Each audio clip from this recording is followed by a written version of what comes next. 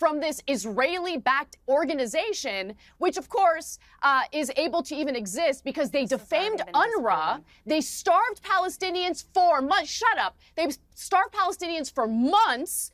And then, as the Palestinians are desperate for food, they lure them in with this Gaza Humanitarian Foundation and shoot at them. Upward of 200 people since late May have been shot at and killed by Israeli soldiers. Do not forget that. That's the heart of this story. And let's not forget about the 232 journalists in Gaza that have been slaughtered by the IDF. The Gaza Humanitarian Foundation even confirmed it was Hamas. You people disgust me. They confirmed it was Hamas. There's no humanity with people like you, Emily. No humanity. Intentionally lying and blaming the IDF. I can't even handle your voice. The IDF is the one who is assuring that there's humanitarian aid. I'm an Armenian. There are 11 million meals that have been distributed already. 11 million. You are a genocider and a defender of genocide. Foundation. Disgusting. I know you don't like facts, Anna, but this is the reality. The only person who is threatening, the only group that is threatening the distribution of aid is Hamas.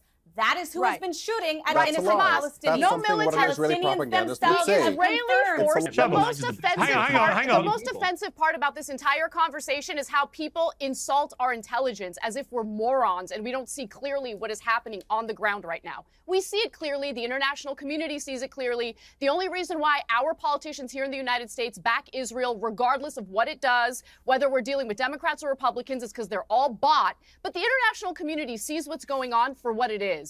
And it is a genocide. There's an attempted ethnic cleansing. And I'm sorry, but Egypt's not interested in aiding and abetting the ethnic cleansing of Palestinians from Gaza on behalf of the Israeli government. Not interested. No, actually, Egypt is not interested in welcoming the Palestinian people, which is why they bombed Rafah 20 years ago. But the mainstream media never spoke about it because it really didn't ruin the narrative. And the second point I want to say is if that argument, Anna, that you are using was used in the 1930s and 40s, that Jews should not be safely evacuated to the United States. Right, I know.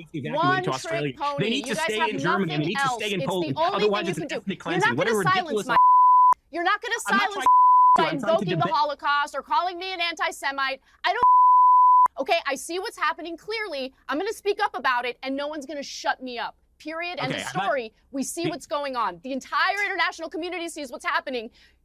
The Israeli government wants to genocide and ethnically cleanse Palestinians, not just from Gaza, but the West Bank too. Look at the terror they're dealing with in the West Bank. I just want to mention quickly that Emily is one of these Israelis who's going around doing propaganda tours on manufacturing consent for the United States to go to war with Iran on behalf of Israel. We can't make the same mistake that we did in Iraq. We should not go to war in Iran on behalf of Israel. If Israel wants to go to war with Iran, they should do it themselves.